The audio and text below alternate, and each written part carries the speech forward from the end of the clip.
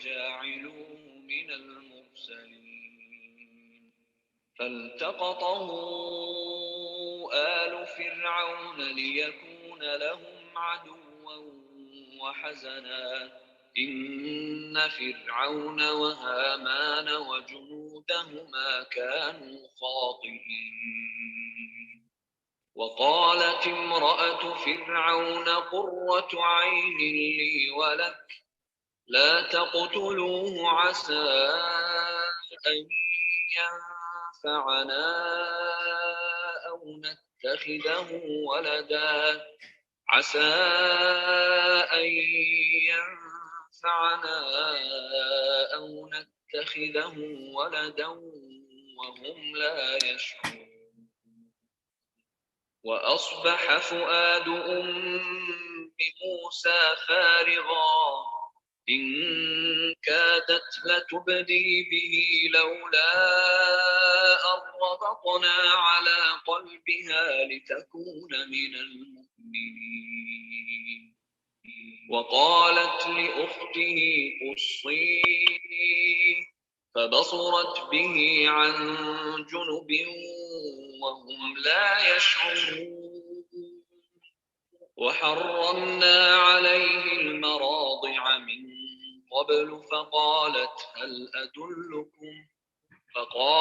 هل أدلكم على أهل بيت يكفلونه لكم وهم له ناصحون فرددنا إلى أمه كي تقر عينها ولا تحزن ولتعلم أن وعد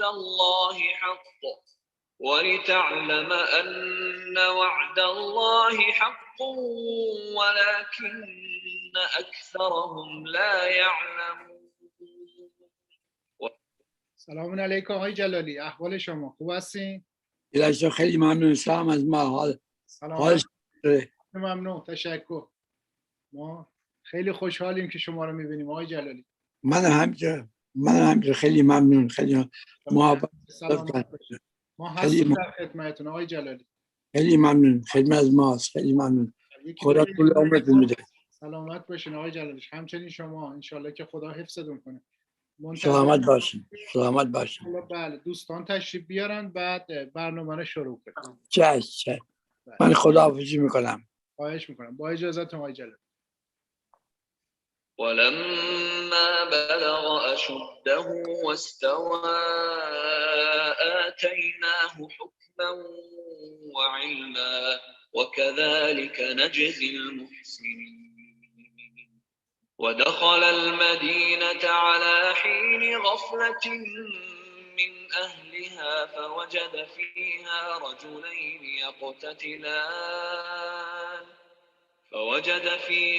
رجلين يقتتلان هذا من شيعته وهذا من عدوه فاستغاثه الذي من شيعته على الذي من عدوه فوكزه موسى فقضى عليه قال هذا من عمل الشيطان إنه عدو مضل مبين. اللهم صل على محمد و آل محمد و عجل فرجهم. Assalamu alaikum, brother and sister. Inshallah, tonight we have a program by reciting Quran and inshallah Du'a Kumail, and after Du'a Kumail we have a lecture by Maulana Shabbir Kirmani inshallah, and after lecture inshallah we are going to recite Du'a Iftitah.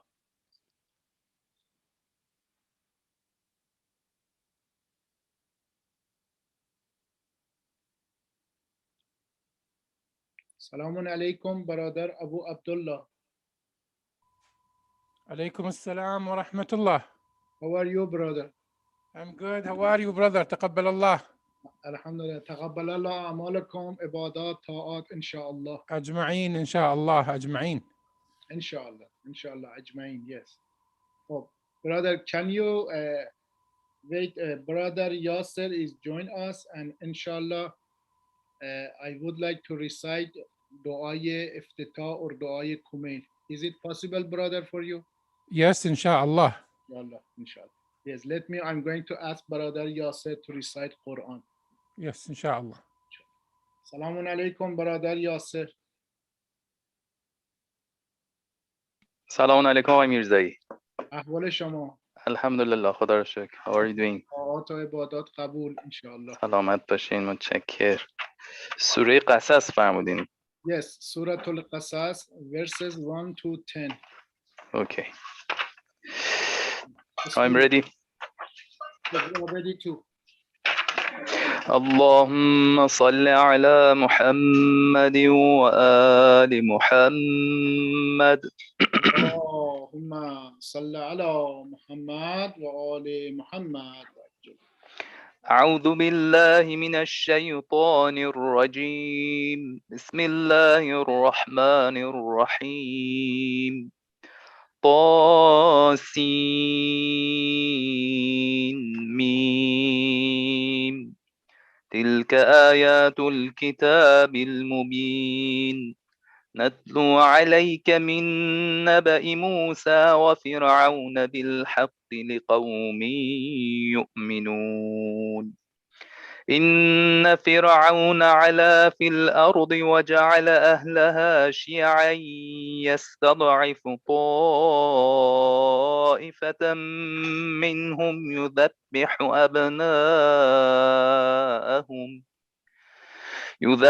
أبناءهم ويستحيي نساءهم إنه كان من المفسدين. ونريد أن نمن على الذين استضعفوا في الأرض ونجعلهم أئمة ونجعلهم الوارثين. ونمكن لهم في الأرض ونري فرعون وهامان وجنودهما منهم ما كانوا يحذرون. وأوحينا إلى أم موسى أن أرضعيه فإذا خفت عليه فألقيه في اليم ولا تخافي ولا تحزني إنا رادوه إليك وجاعلوه من المرسلين. فالتقطه آل فرعون ليكون لهم عدوا وحزنا إن فرعون وهامان وجنودهما كانوا خاطئين. وقالت امرأة فرعون قرة عين لي ولك لا تقتلوا عسى أن ينفعنا أو نتخذه ولدا وهم لا يشعرون. وأصبح فؤاد أم موسى فارغا إن كادت لتبدي به لولا أن ربطنا على قلبها لتكون من المؤمنين. صدق الله العلي العظيم. صلوات. اللهم صل على محمد وآل محمد وعجل فرجه. الله ما شاء الله. You're welcome. You're welcome. جزاكم الله خيرا. Thank you.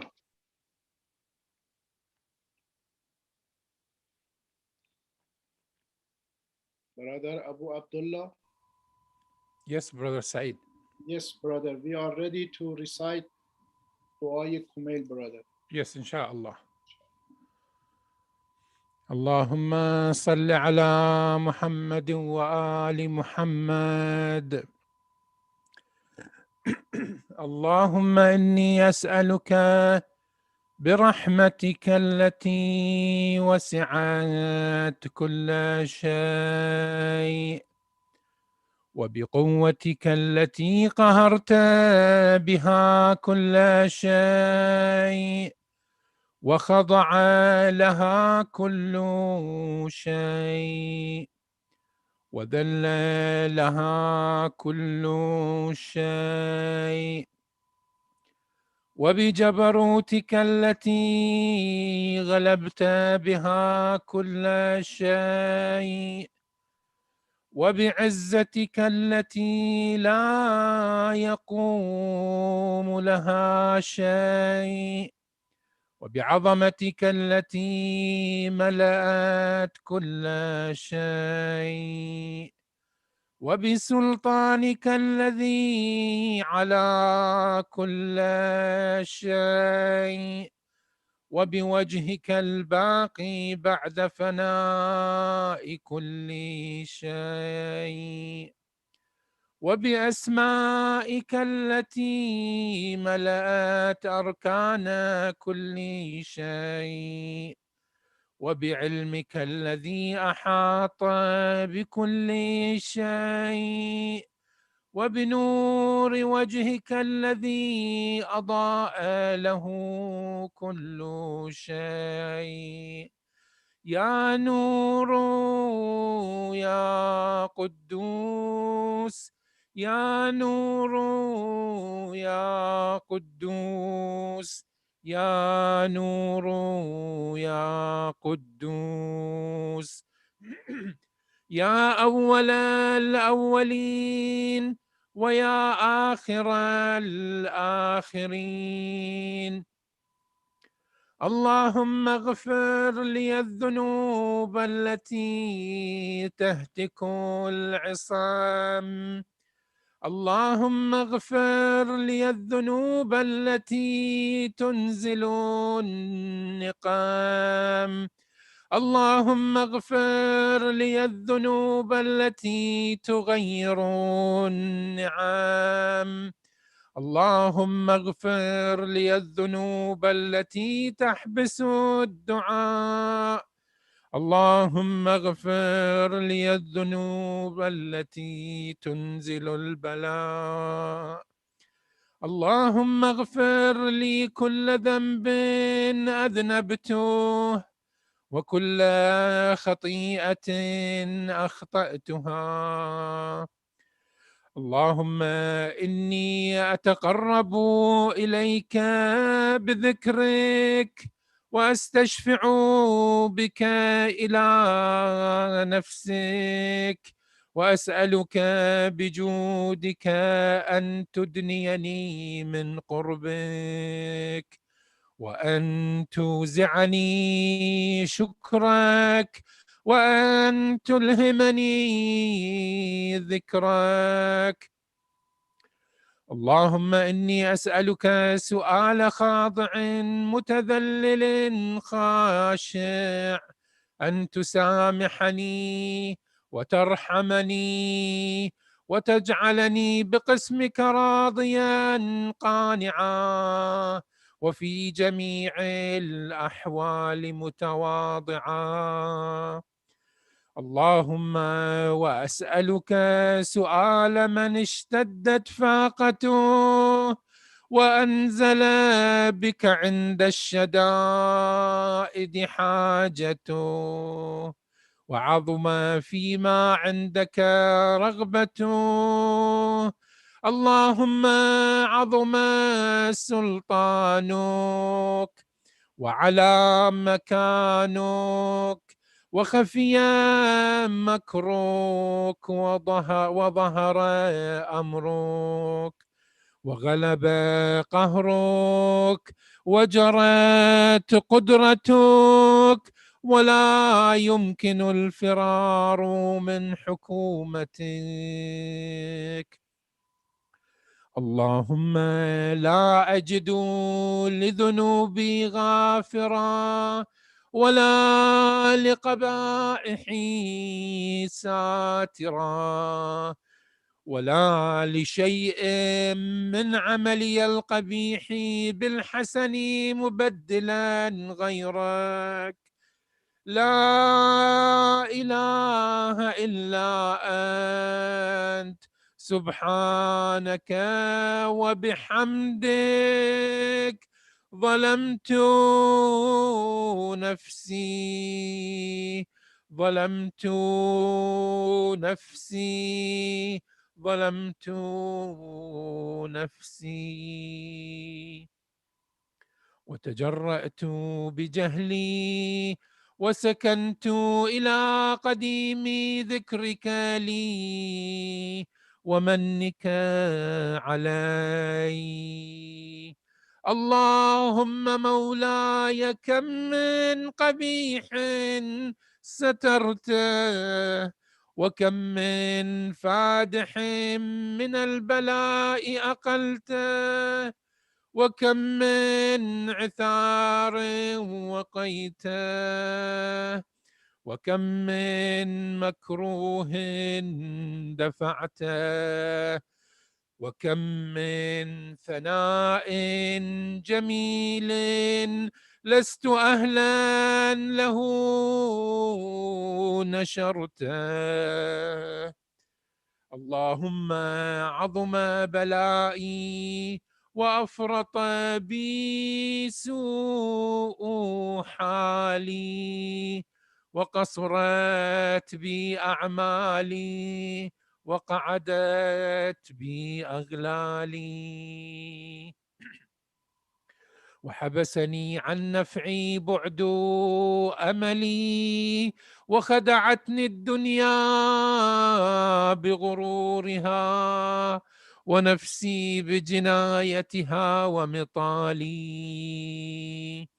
يا سيدي فأسألك بعزتك ألا يحجب عنك دعائي سوء عملي وفعالي ولا تفضحني بخفي ما اطلعت عليه من سري ولا تعاجلني بالعقوبة على ما عملته في خلواتي من سوء فعلي وإساءتي ودوام تفريطي وجهالتي وكثرة شهواتي وغفلتي.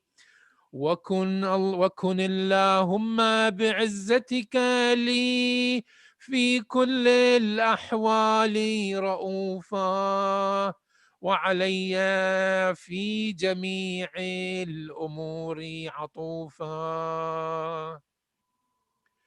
إلهي وربي من لي غيرك أسأله كشف ضري والنظر في أمري. إلهي ومولاي أجريت علي حكما اتبعت فيه هوى نفسي ولم أحترس فيه من تزيين عدوي فغرني بما أهوى وأسعده على ذلك القضاء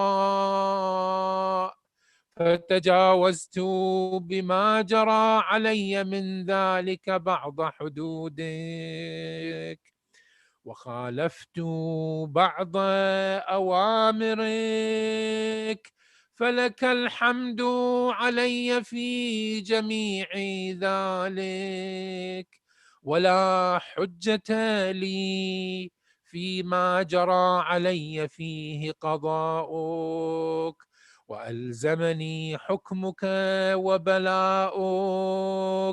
وقد أتيتك يا إلهي بعد تقصيري وإسرافي على نفسي معتذرا نادما منكسرا مستقيلا مستغفرا منيبا مقرا مذعنا معترفا، لا أجد مفرا مما كان مني، ولا مفزعا أتوجه إليه في أمري، غير قبولك عذري وإدخالك إياي في سعة رحمتك. اللهم فاقبل عذري وارحم شدة ضري، وفكني من شدي وثاقي. يا رب ارحم ضعف بدني، يا رب ارحم ضعف بدني ورقة جلدي ودقة عظمي. يا من بدأ خلقي وذكري وتربيتي وبري وتغذيتي، هبني لابتداء كرمك وسالفي برك بي. يا إلهي وسيدي وربي، أتراك معذبي بنارك بعد توحيدك، وبعد من طوى عليه قلبي من معرفتك، ولهج به لساني من ذكرك، واعتقده ضميري من حبك، وبعد صدق اعترافي ودعائي خاضعا لربوبيتك، هيهات أنت أكرم من أن تضيع من ربيته، أو تبعد من أدنيته، أو تشرد من آويته، أو تسلم إلى البلاء من كفيته ورحمته. وليت شعري يا سيدي وإلهي ومولاي، أتسلط النار على وجوه خرت لعظمتك ساجدة، وعلى ألسن نطقت بتوحيدك صادقة، وبشكرك مادحة، وعلى قلوب اعترفت بإلهيتك محققة، وعلى ضمائر حوت من العلم بك حتى صارت خاشعة، وعلى جوارح سعت إلى أوطان تعبدك طائعة، وأشارت باستغفارك مذعنة. ما هكذا الظن بك، ولا أخبرنا بفضلك عنك يا كريم يا رب.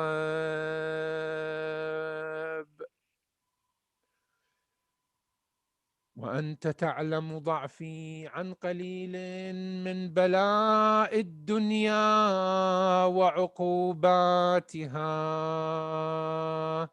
وما يجري فيها من المكاره على أهلها، على أن ذلك بلاء ومكروه، قليل مكثوه، يسير بقاؤه، قصير مدته، فكيف احتمالي لبلاء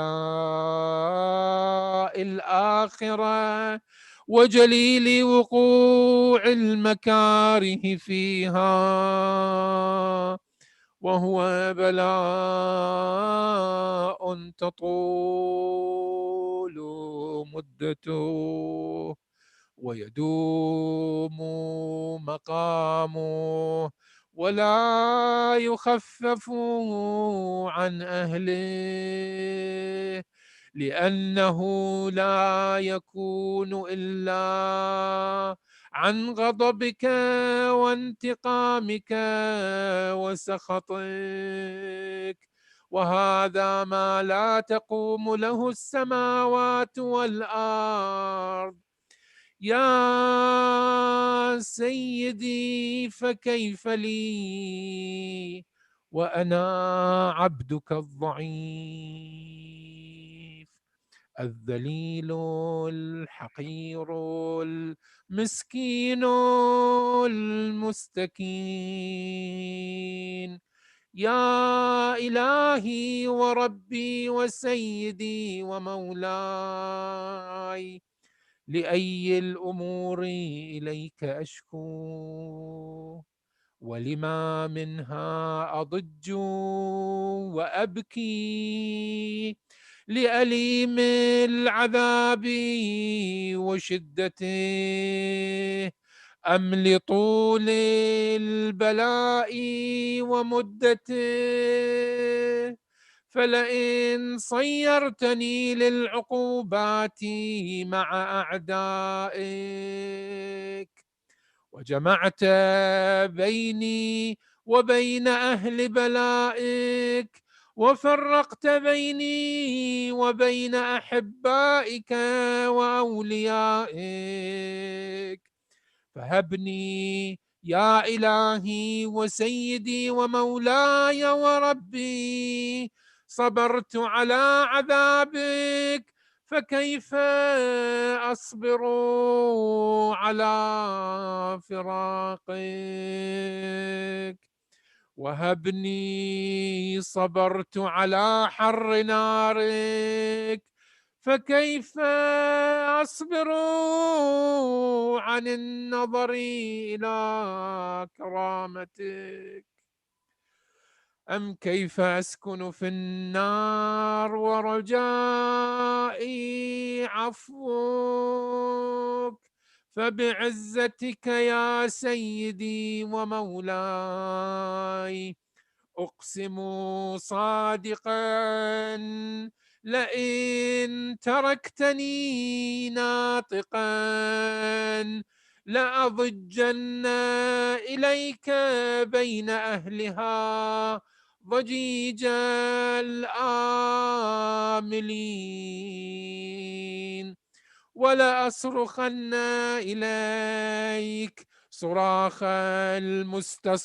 المستصرخين، ولأبكين عليك بكاء الفاقدين، ولأنادينك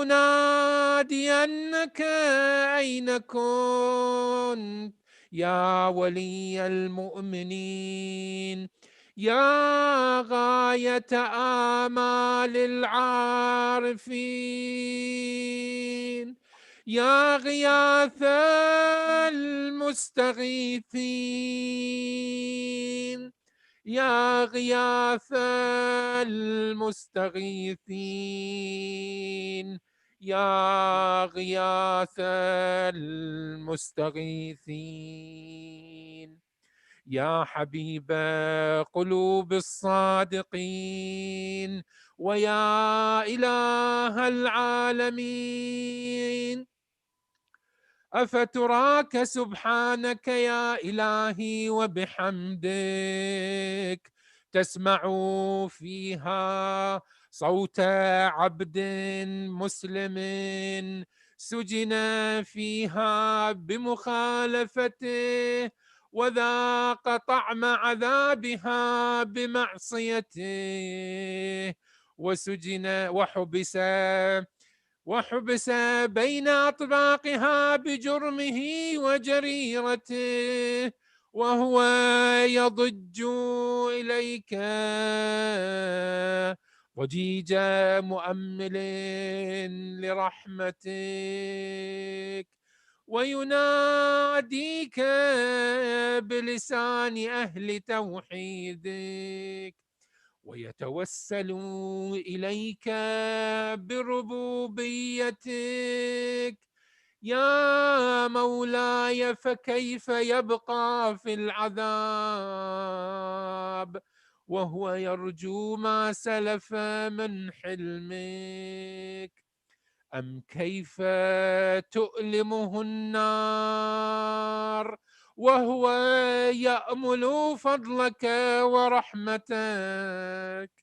أم كيف يحرقه لهيبها وأنت تسمع صوته وترى مكانه؟ أم كيف يشتمل عليه زفيرها وأنت تعلم ضعفه؟ أم كيف يتقلقل بين أطباقها وأنت تعلم صدقه؟ أم كيف تزجره زبانيتها وهو يناديك يا رب؟ أم كيف يرجو فضلك في عتقه منها فتتركه فيها؟ هيهات، ما ذلك الظن بك، ولا المعروف من فضلك، ولا مشبه لما عاملت به الموحدين من برك وإحسانك. فباليقين أقطع لولا ما حكمت به من تعذيب جاحديك، وقضيت به من إخلاد معانديك، لجعلت النار كلها بردا وسلاما، وما كان لأحد فيها مقرا ولا مقاما. لكنك تقدست أسماؤك، أقسمت أن تملأها من الكافرين من الجنة والناس أجمعين، وأن تخلد فيها المعاندين، وأنت جل ثناؤك قلت مبتدئا وتطولت بالإنعام متكرما: أفمن كان مؤمنا كمن كان فاسقا لا يستوون. إلهي وسيدي، فأسألك بالقدرة التي قدرتها وبالقضية التي حتمتها وحكمتها وغلبت من عليه أجريتها، أن تهب لي في هذه الليلة وفي هذه الساعة كل جرم أجرمته وكل ذنب أذنبته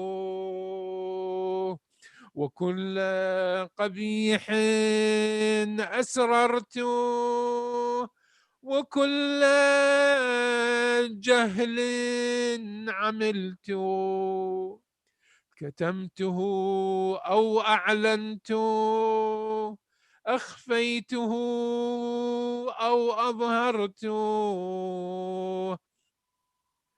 وكل سيئة أمرت بإثباتها الكرام الكاتبين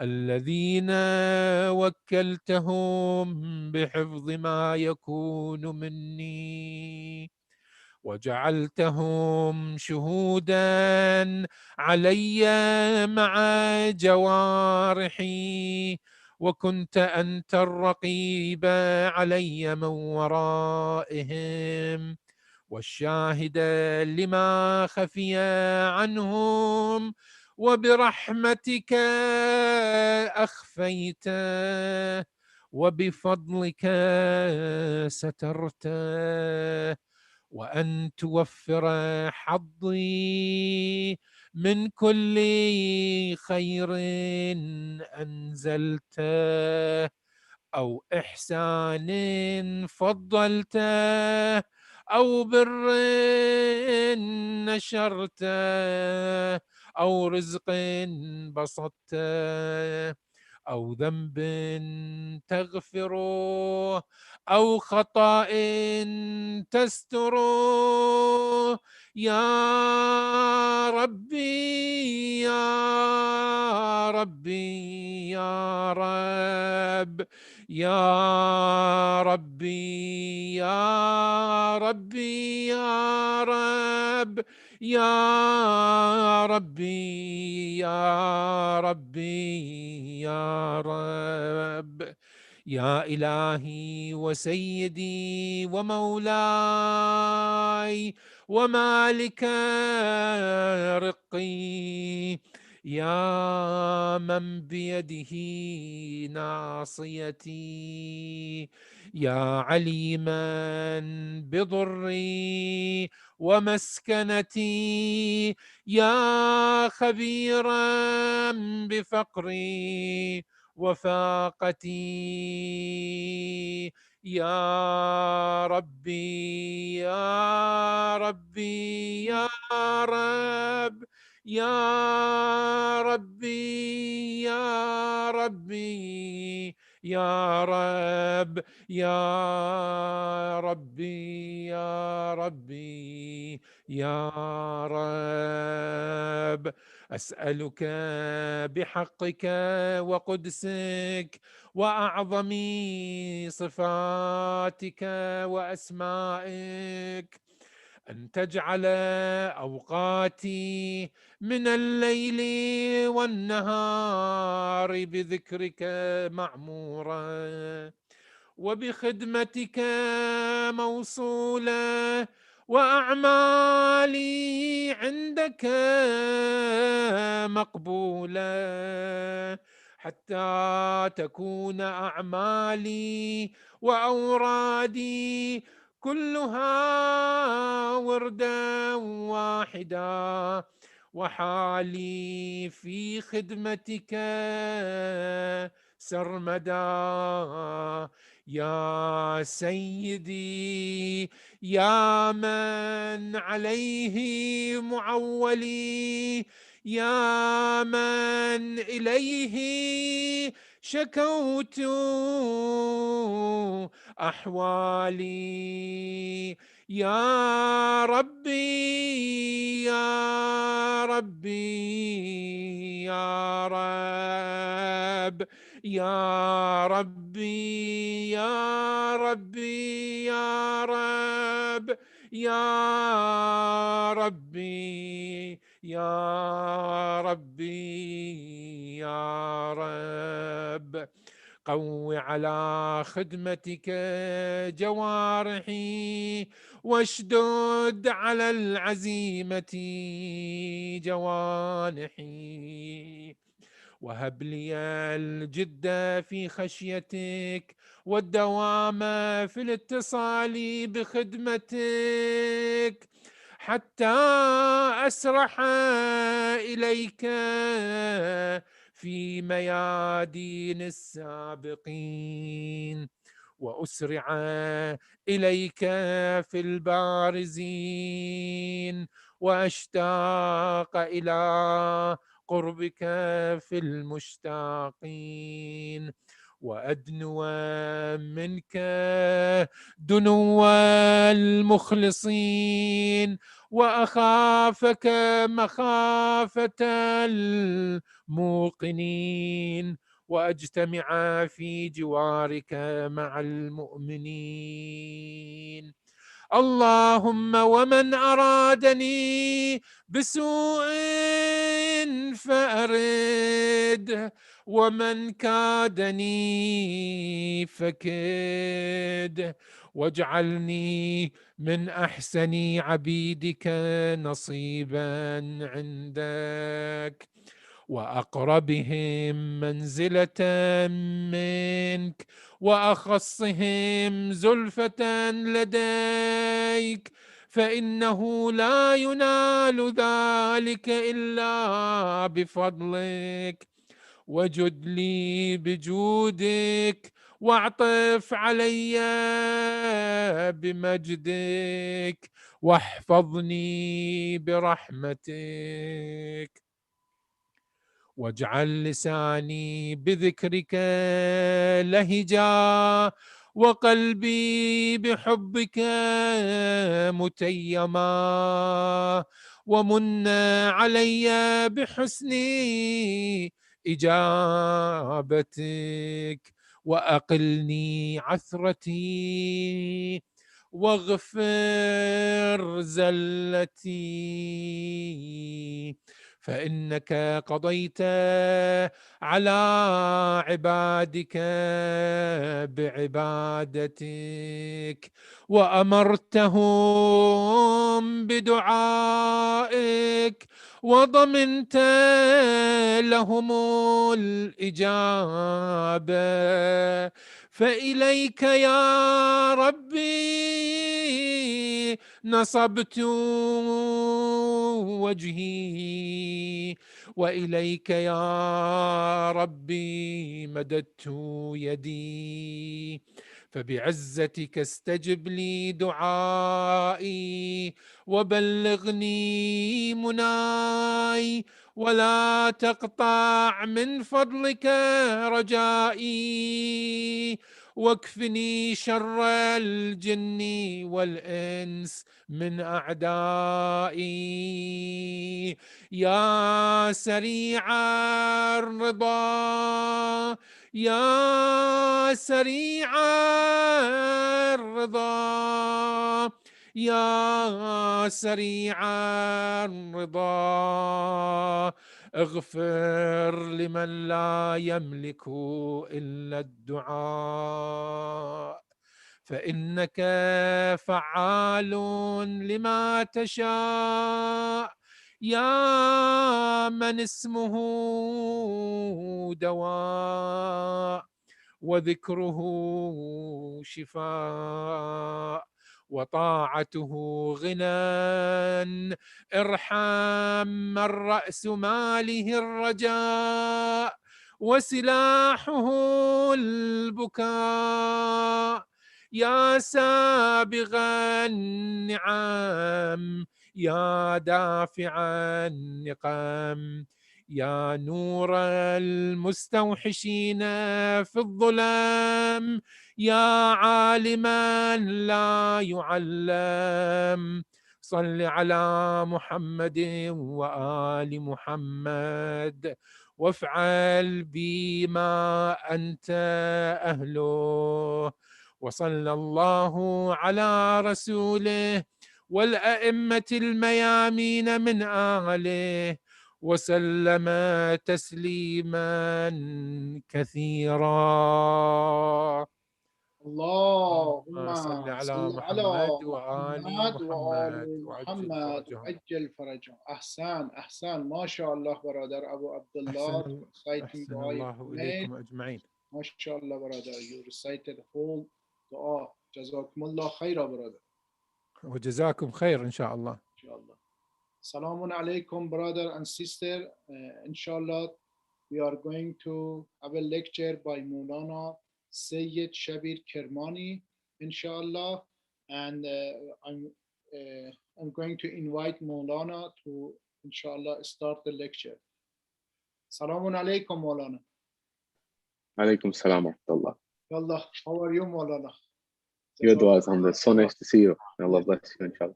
Yeah, I'm very glad to see you again, Maulana, after a long time.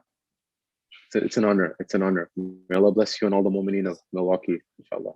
We are ready, Maulana. Bismillah. We are Jazakallah. ready to Inshallah. listen your lecture. I'm going to close my camera because some people in our community would like to see you by YouTube, and I would like Sure. to, yes, they can see you whole screen. Inshallah. Bismillah, Maulana. أعوذ بالله من الشيطان اللعين الرجيم بسم الله الرحمن الرحيم وفوض أمري إلى الله إن الله بصير بالعباد ولا حول ولا قوة إلا بالله العلي العظيم حسبنا الله ونعم الوكيل ونعم المولى ونعم النصير والصلاة والسلام والتحية والإكرام على الرسول المسدد المصطفى الأمجد المحمود الأحمد الذي سمي في السماء بأحمد وفي الأرض بأبي القاسم محمد اللهم صل على محمد وآل محمد وأجل. وعلى أهل بيته الطيبين الطاهرين المعصومين المظلومين المنتجبين الذين أذهب الله عنهم الرجس وطهرهم تطهيرا اللهم صل على محمد وآل محمد وأجل. وقل رب اشرح لي صدري ويسر لي أمري وأحلل عقدة من لساني يفقه قولي أما بعد قال الله تبارك وتعالى في كتاب الكريم بسم الله الرحمن الرحيم ياسين والقرآن الحكيم صدق الله العلي العظيم. My respected elders, brothers and sisters in Iman in Milwaukee or wherever you are hearing my voice, Salamun alaikum jami'an wa rahmatullahi wa barakatuh. Question: what world do we live in? Keep that question in the back of your mind. Inshallah, we will return to it. We're told in a hadith from our blessed Holy Prophet that everything has a spring season. Everything has a spring season where the flowers bloom, where the new plants grow, where life comes again once more. Everything has a spring season. And the spring season of the Quran is Shahr Ramadan. That is, that when we want to reflect, when we want to remember, and when we want to recollect the word of Allah subhanahu wa ta'ala, of God Almighty, of our Creator, there is perhaps no better time, as per the hadith of the Holy Prophet, than Shahr Ramadan, the Shahr of Allah subhanahu wa ta'ala, the month of Ramadan, the month of Allah subhanahu wa ta'ala. That is, this is the best season for us to reflect on this blessed Quran that Allah has given as a book of guidance for you and I, number one. Number two, Allah subhanahu wa ta'ala, within the Holy Quran al-Majid wal-Furqan al-Hamid, a constitution for our lives, has given certain chapters a significance. For example, Allah subhanahu wa ta'ala has given Surah Fatiha, the opening, Fatiha al-Kitab, that is the opening, a special position in the eyes of the Quran and the believers, number one.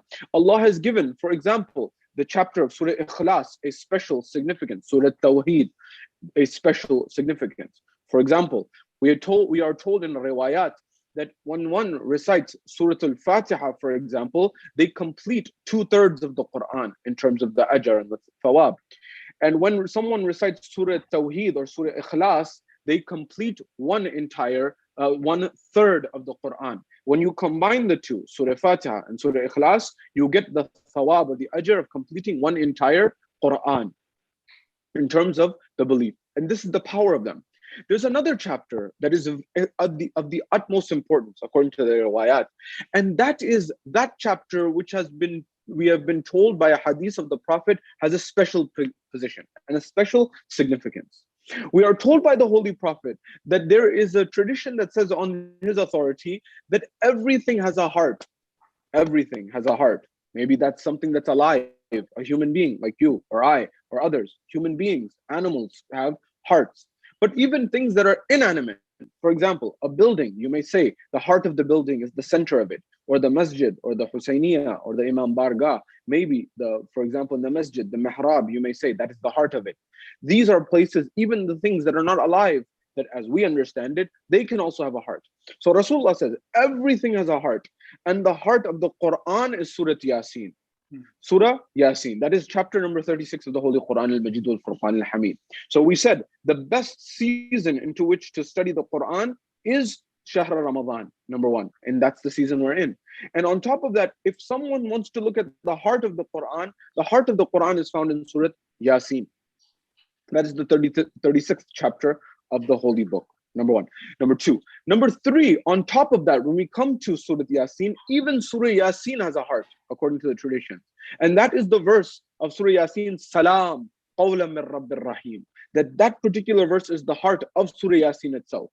Now, the conversation that I want to have with you and I in this discussion and inshallah on Saturday, building on this, is to answer one of the most important questions and one of the most important issues that we're dealing with in our modern world. You see, the Quran is a book of guidance. The Quran is the book of hidayah, and it is a guidance for you and I in life. Unfortunately, we have relegated and limited the Quran al-Majid wal Furqan al-Hamid just to a book of death. Unfortunately, not everyone, but unfortunately many times this has happened. What do I mean?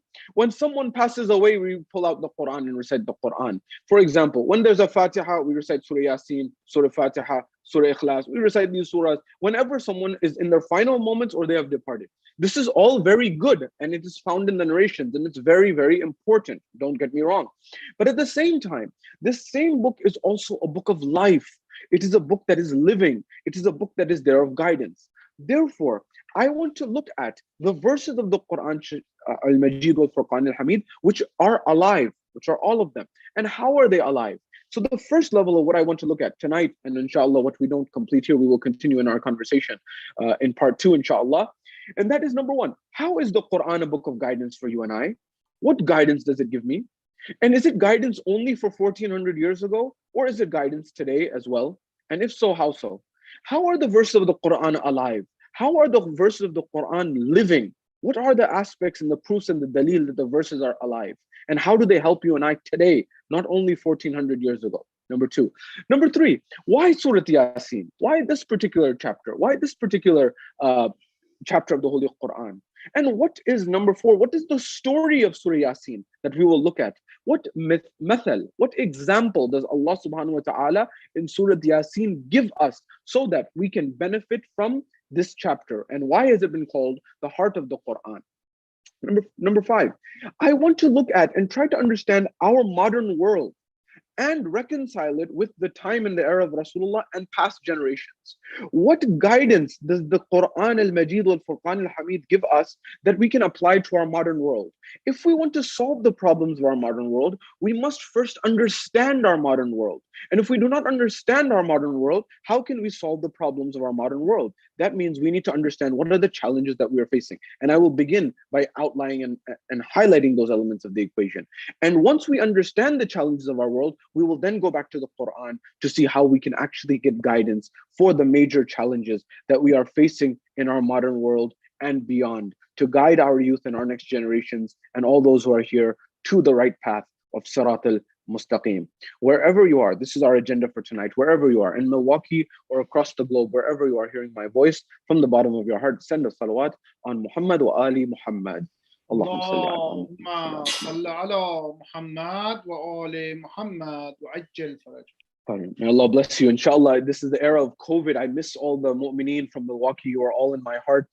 Inshallah, when these things get sorted out, inshallah, and once we can meet in person, God willing and Allah willing. But in the meantime, let us continue with this conversation. Number one, we first need to understand what are the challenges that we are facing in the modern world so that we can understand our world. What are good elements of it? What are the challenges of it? What are the pros of it? What are the cons of it? What are the positives of it? What are the negatives of it? And once we understand that, we look at the Quranic wisdom and how it gives us timeless guidance that we can apply in this zaman and makan and in every zaman and makan. And how can we, in time and space, how can we benefit from that? The first element is understanding the pros and the cons. Number one, there was a study that was done by the Mainstay Foundation in North America from our community, the Shia community, that asked community leaders, presidents, vice presidents, leadership committees, executive committees of our Shia communities throughout North America, from New York to California, to Seattle, to Miami, and Canada, and up and down, north and south, east and west of the entire country. And they asked the question to the leaders of the community, what is the number one issue that you are concerned about for the community? The number one issue that you, as a leader of the community, the leader of the Jamaat, the leader of the Husayniyah, the leader of the Imam Baragah, the leader of the Masajid, what is it that you are concerned about more than anything else? Do you know what the answer came back? By far and away, according to the statistics that were collected, the number one issue that the leaders of the communities were concerned with was the fact that they were concerned with youth attendance, youth participation, young people attending the mosque, young people attending the Husainiyah, young people coming to the Imam Bargah and attending the programs and the lectures. And this was the number one issue that was on the minds of the leadership. Now, this is something that is being faced not only by the Shia community, not only by the Muslim community, it's being faced by the Christian community, the Jewish community, and every major religion is facing the similar situation. The question that we're asking is, why is that, number one? And number two, once we understand why that is, what can we do about it so that we can solve this problem and so that this concern that the leaders of the community have can be alleviated?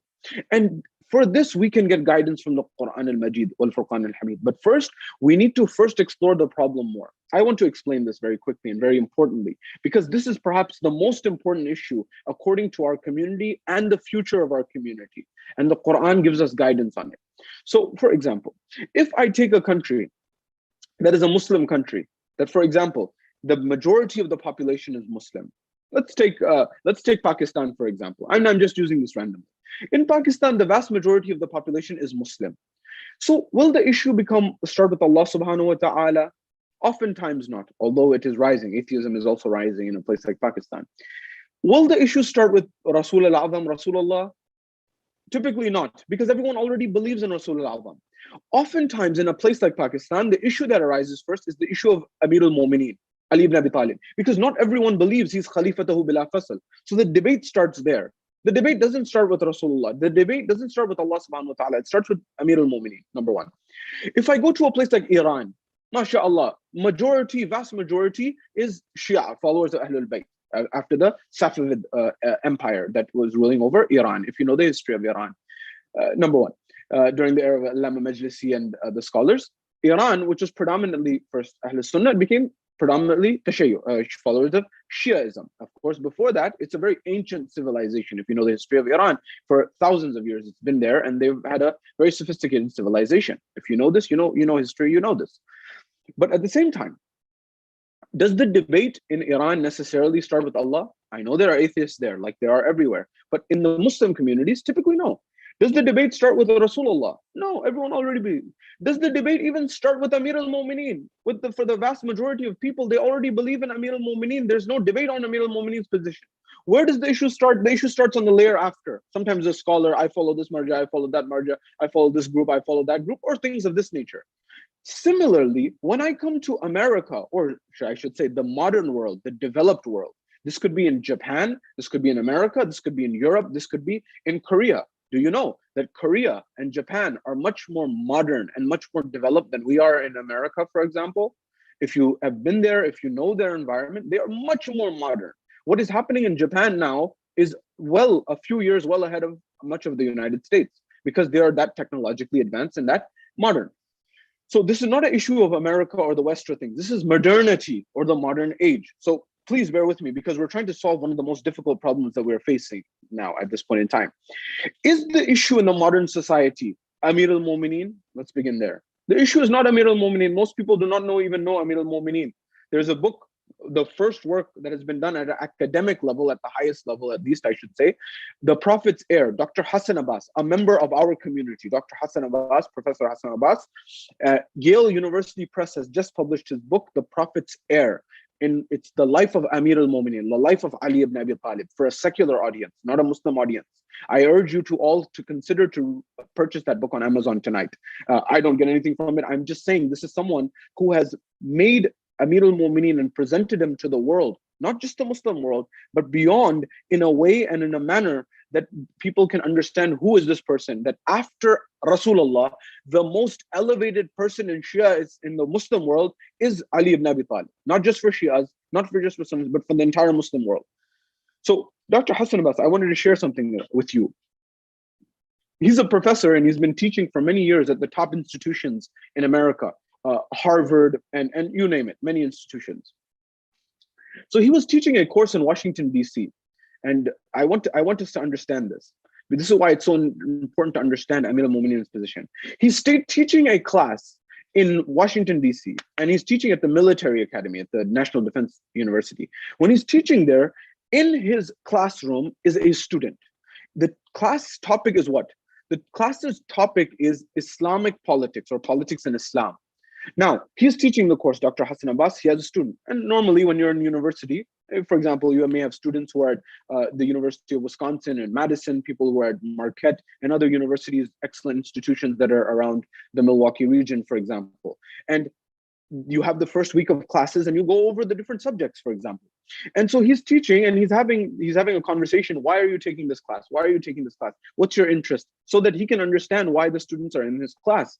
And one student gets up who is a military veteran and is a decorated soldier in the US Army.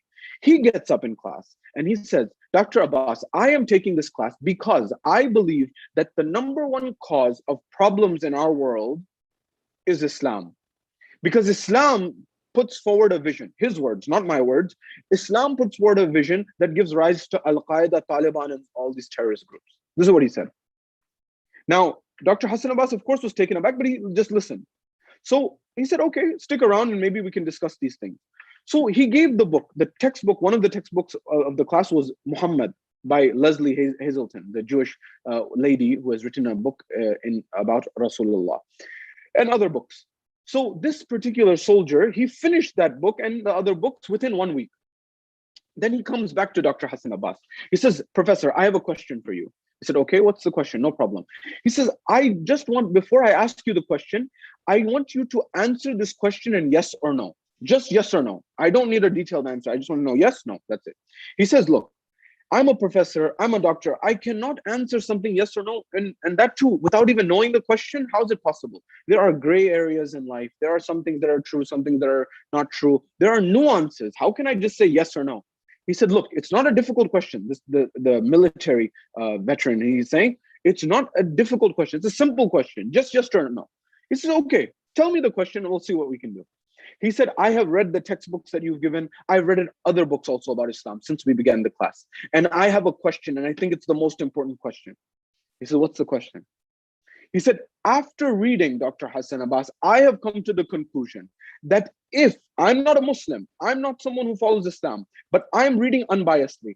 If Islam, after the death of the Prophet Muhammad, if the successorship and the leadership of Islam had been given to Ali ibn Abi Talib, these issues would not be going on in Islam. Yes or no?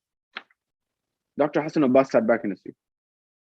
This is a non-Muslim. This is a non-Shia who read the history of Islam unbiasedly and said, if Ali had been given his position, there would be not these issues that are happening in our world would not be happening because of what some people have interpreted Islam as. So the question you and I have to ask is, when we look at the Quran, when we look at our modern problems, when we look at the Quran and when we look at the Ahlul Bayt, because those two are not separated, what guidance and what solutions do we get for our modern world that we understand from the Quran and the Ahlul Bayt? Because there's a moment in time where we're told on authority of Ali ibn Abi Talib that everything that is in the Quran, the entirety of the Quran is in Surah Fatiha. And everything that is in Surah Fatiha is in the Bismillah of Surah Fatiha. And everything that is in the Bismillah of Surah Fatiha is in the Ba of the Bismillah of Surah Fatiha. And everything that is in the Ba of the Bismillah of Surah Fatiha is in the dot that is underneath the Ba of the Bismillah. And Amir al-Mu'mineen is attributed to have said, وَأَنَا النُّقْتَةُ تَحْتَ الْبَا, and I am the dot that is underneath the Ba. What is Amir al-Mu'mineen saying to you and I, especially after these nights that we've commemorated Amir al-Mu'mineen, that whether you look at the Quran that is silent or you look at the Quran that is speaking, it's one and the same. When I look at Amir al-Mu'mineen, I understand the walking, talking Quran. Proof, evidence, dalil, what? Siffin, the battle of Siffin, we have on one side is the army of Muawiyah. On the other side is Amir al-Mu'mineen, Ali ibn Abi Talib.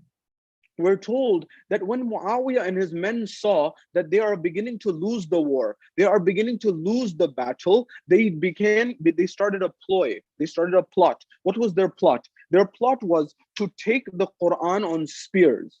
They put the Quran on spears. When they put the Quran on spears, at that point in time, according to the traditions, right away at that point in time, even people in Imam Ali's army said, Amir al-Mu'mineen, we can't fight anymore. They put the Quran on spears.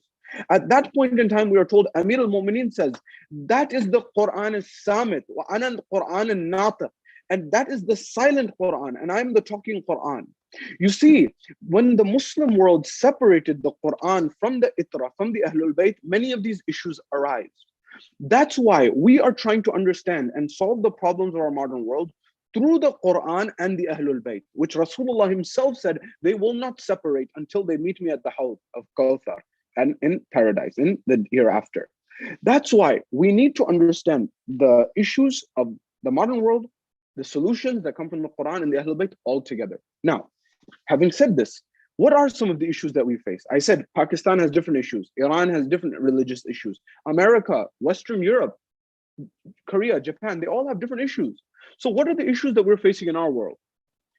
And I want to start here. Our modern world has given us tremendous benefits. Benefits in terms of healthcare, benefits in terms of economics, benefits in terms of sociology, benefits in terms of philosophy, benefits in terms of literacy, benefits in terms of almost every metric you can think of. We live in the wealthiest era in history in terms of wealth. We live in the healthiest era in history in terms of health, in terms of longevity of lifespan. We have a situation where we're dealing with a global pandemic, the COVID virus. We have hope today that there are vaccines that can help solve the problem and slow the progress of this vaccine so you and I can survive. If you know the history of Europe, and you know there was a bubonic plague in Europe, there was a black plague 400 or 500 years ago, where people did not even know what was causing their illness, let alone solve the problem. They found out later it was rats that were causing the problem, and people, millions, tens of millions of people died. In an environment where the population was not even 8 billion, the population was less, and so many people died. Today, we have modern medicine, we have vaccines, we understand how pandemics and viruses spread. There's a science to these things. There's beautiful benefits. We have some of the best hospitals. We have some of the best institutions in terms of academia, universities. All of these things are beautiful aspects of modern society. However, are there some challenges? And we need to look at this objectively. For example, this comes back to the original question I was asking. What world do we live in? You see, when our students go to study history in high school, in college, in university, you study history, you study the different periods of history. For example, you study the Renaissance about 500 years ago. You study Enlightenment, which is an era of history about 300 years ago in Western Europe. You study, for example, the Industrial Age and then the Industrial Revolution, approximately 150 to 200 years ago in Europe as well. And then you begin to study, for example, the likes of the age that we live in, which according to historians is called the modern age or modernity. And there are certain elements that people have studied about. For example, if you go to the Islamic history, people say from 800 AD to 1100 AD, this was the era and time where Islam brought the most progress to the world, the most progress to civilization. That's where we got mathematics. For example, algebra, Kitab al-Jabr wal-Muqabil came in this time and space during that time. For example, many of our youth, when they solve for X, do you know where the X comes from when you solve for X? The first book that was written on algebra, according to history, is a book called Kitab al-Jabr wal-Muqabil by Muhammad al-Khawarizmi. When he wrote this, he had paragraphs in his book. It was a book on applied mathematics of business. He did not have equations like you and I. You and I today, we solve 3x equals 6. Divide both sides by 3, you get x equals 2. At that time, they did not have these equations. They had paragraphs. And so what was Muhammad al-Khawarizmi saying in that? He said, look, you have a situation where you have 3 times a thing equals 6. What is this thing? So what is the word in Arabic for thing? That's something to keep in mind, because these books were translated from Arabic to Greek, from Greek to Latin. So when the book was written in Arabic, it said 3 times a thing is equal to 6. What was the word in Arabic for thing, and what is it? Shay.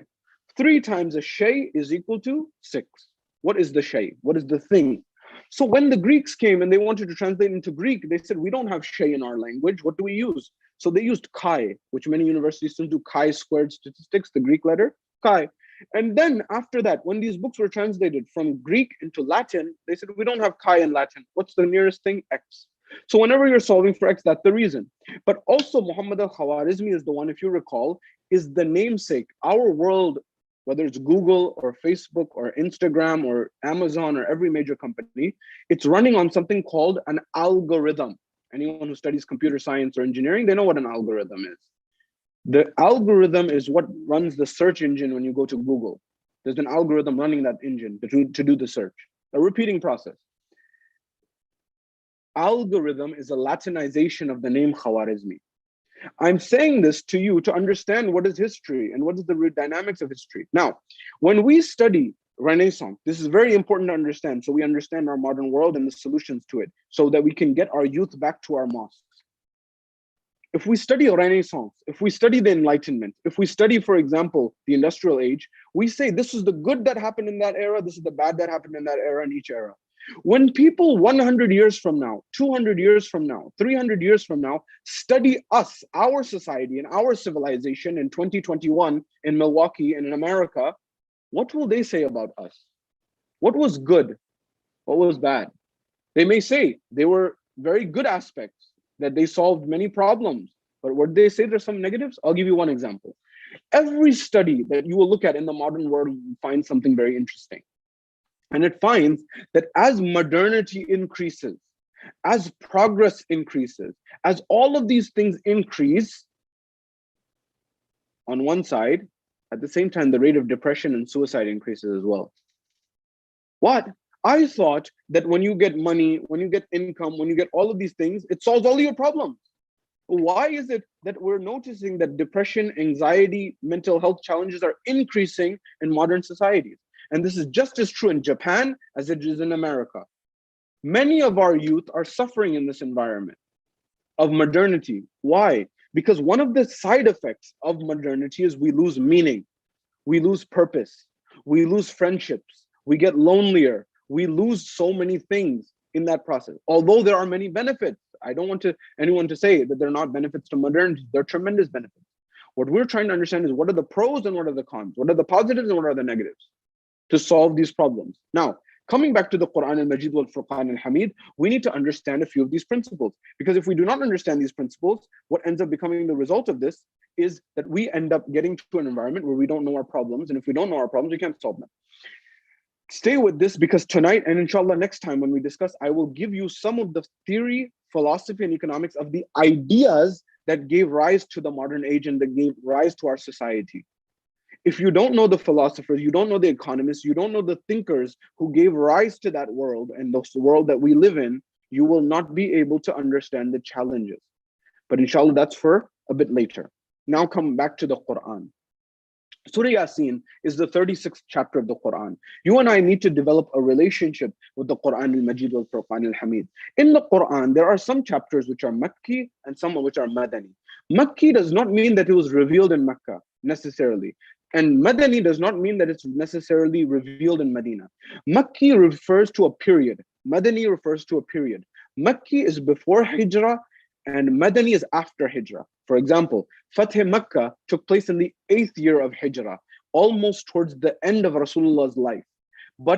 And they went to Mecca. That is part of the Madani period, although it is in Mecca. The physical geographic location of the revelations were in Mecca, but it's not part of the Makki period, it's part of the Madani period. So Madani and Makki has to do with the period of time, number one. Surah Yasin, according to the Mufassirin, is a Makki chapter. In the Quran, there are 86, according to ulama, 86 chapters which are Makki, and there are 28 which are Madani.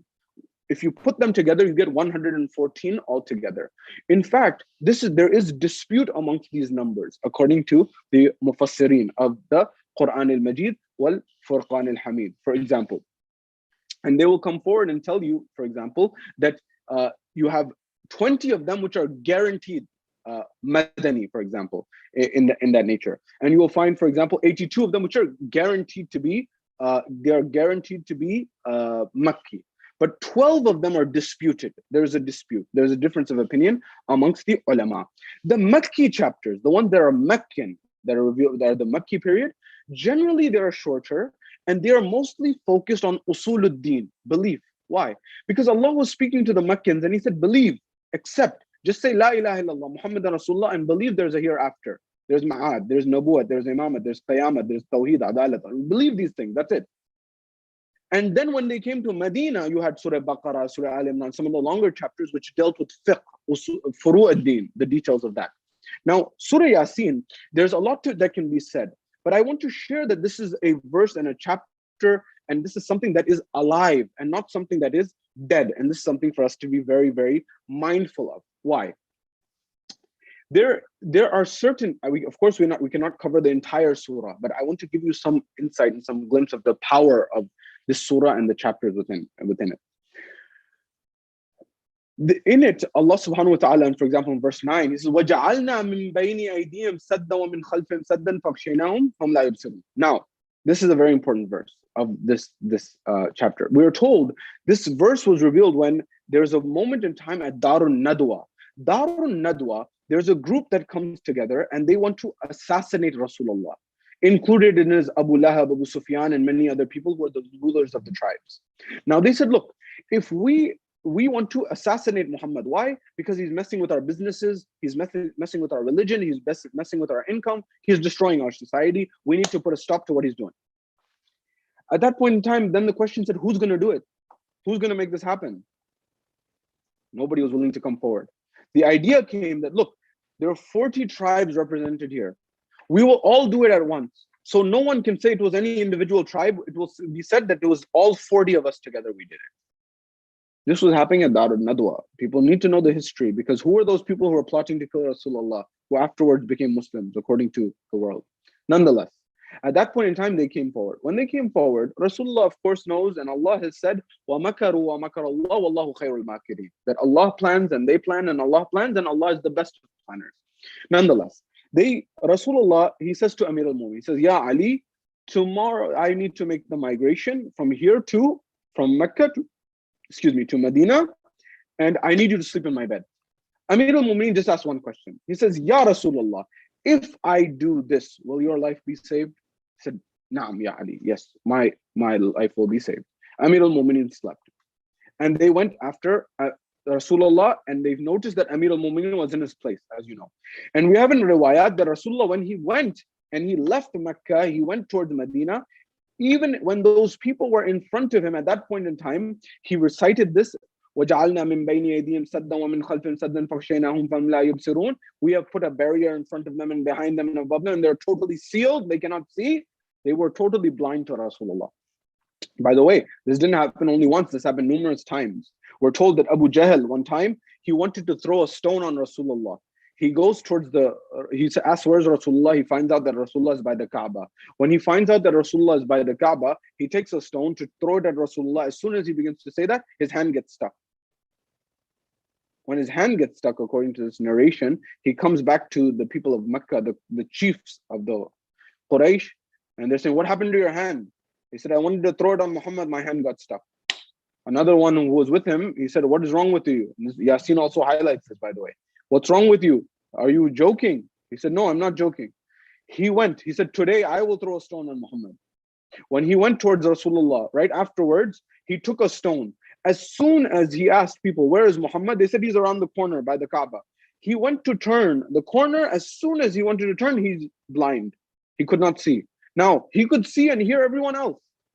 He could even hear, but he could not see Rasulullah. Allah had made him unable to see.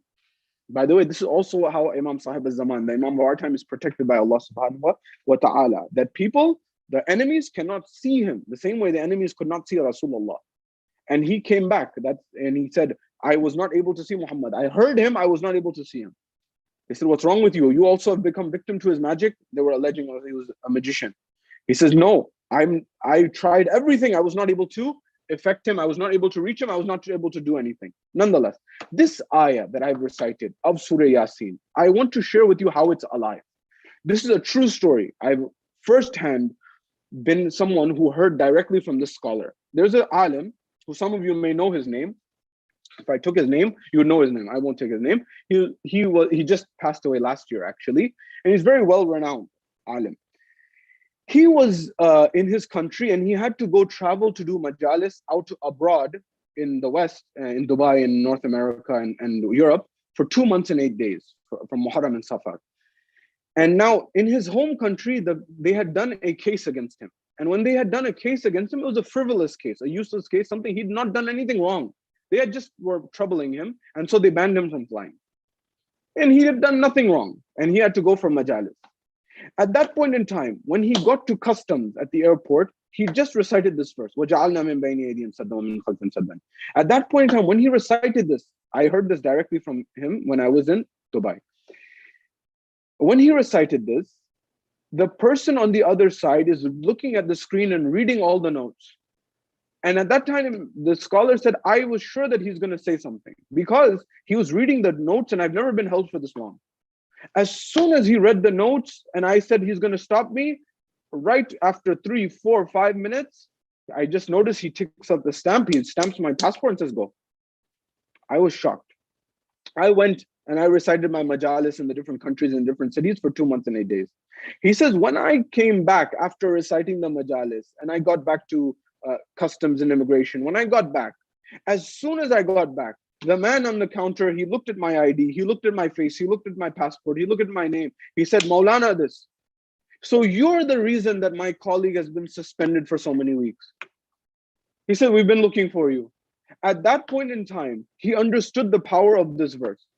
You know, just last week when I told this to some mu'mineen, a brother shared another story with me. Inshallah, I'll share with you another time. The reason I'm sharing with you is this because the Quran is a book that is alive. It helps us in the most difficult situations. It's not a book of death. It is a book of life. Therefore, if we build a relationship with this blessed book of Allah subhanahu wa ta'ala, it will help us in this world and in the hereafter.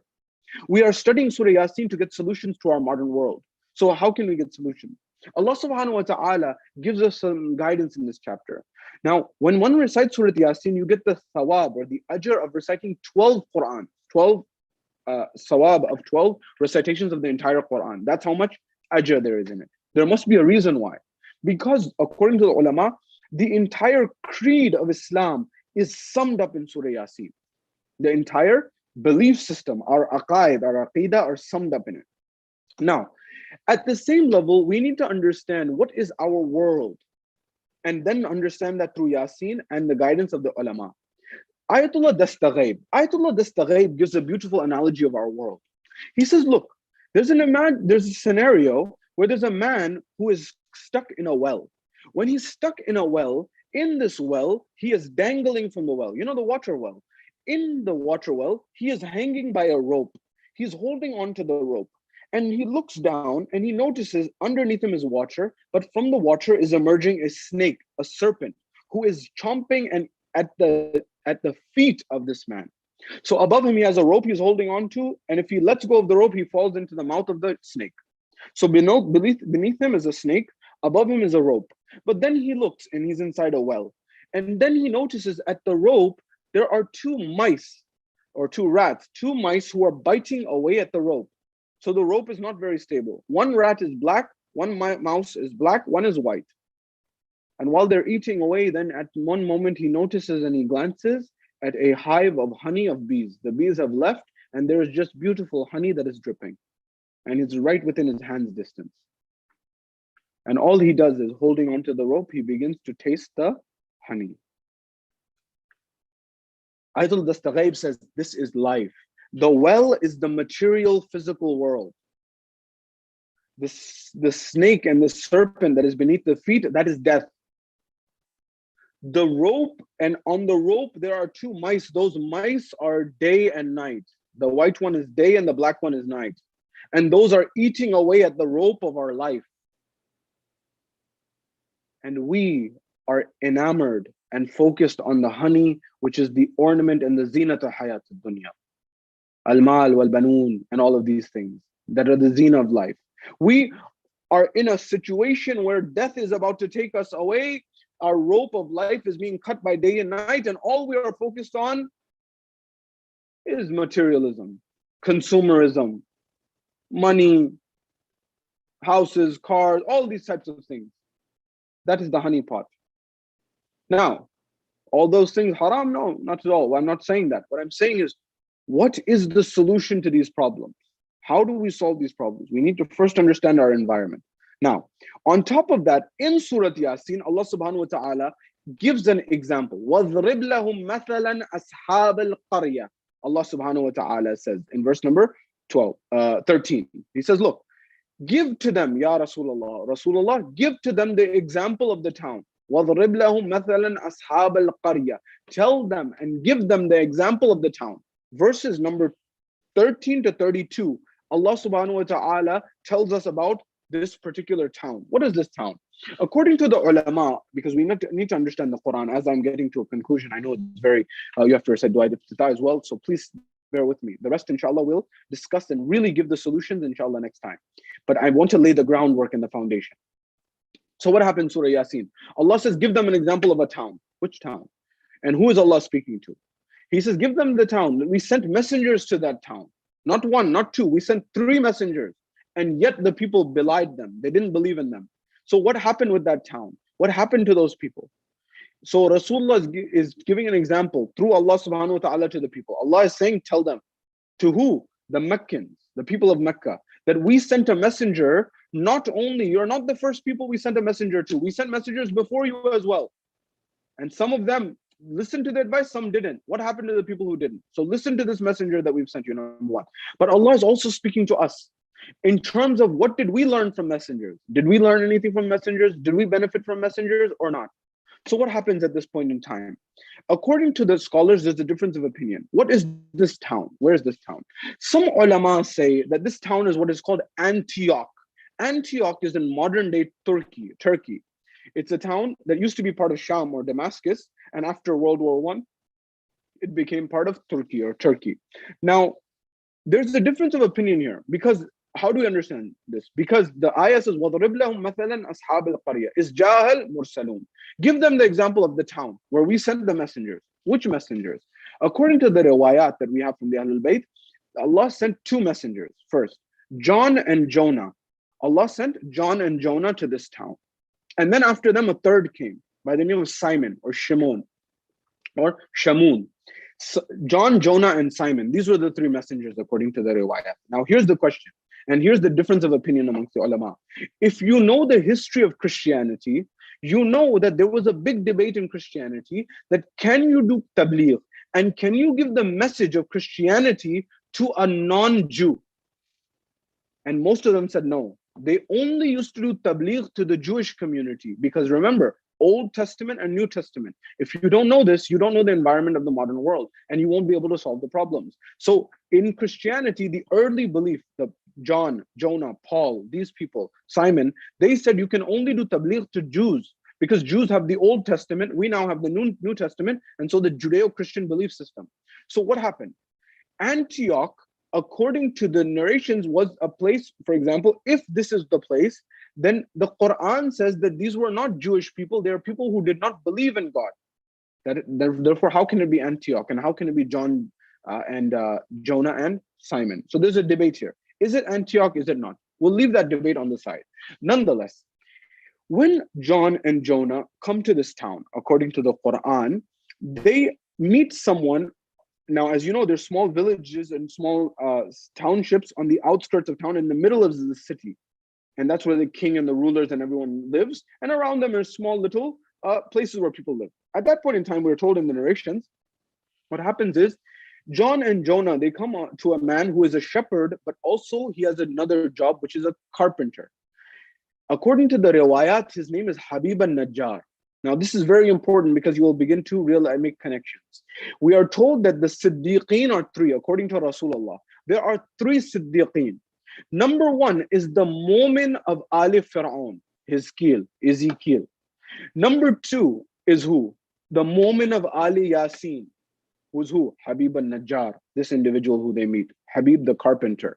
Mu'min of Ali Yasin is Hizkil. Hizkil is who? The one, his wife was Siana, if you remember. Siana was the one who was the hairdresser in the house of Fir'aun. And she used to believe. And Fir'aun killed her and her son and her children. And the ashes of her became scattered on the earth. And when Rasulullah is going on Mi'raj, he says, Ya Jibra'il, what is this beautiful fragrance I'm smelling? Jibra'il says, Ya Rasulullah, these are the ashes of Siana. She will be one of the companions of Imam Sahib al Zaman. If you recall this, I've told this to you, you know this, inshallah. So her husband, Siana's husband, Hizkil, or as we say in English, Ezekiel. He is one of the Siddiqeen according to Rasulullah. The second Siddiq is Habib al-Najjar, the Mu'min of Ali Yasin, who John and Jonah meet in the pastures. Number 2. And the third, Rasulullah says, and the third Siddiq is Ali ibn Abi Talib. وَهُوَ صِدِّيقُ الْأَكْبَرِ. And he is the one who is the biggest Siddiq. That is, even the titles of Ali ibn Abi Talib were stolen. Do you know that Siddiq Akbar was Ali ibn Abi Talib's title? Do you know that Farooq Azam was Ali ibn Abi Talib's title? That the one who makes the great distinguishment. These were titles of Ali ibn Abi Talib that were stolen. So when we study Habib al-Najjar in Yasin, Habib al-Najjar is not disconnected from Imam Ali because they are from the Siddiqeen. Now, Habib al-Najjar is tending to the sheep. He was a carpenter by profession, but he's looking after his livestock.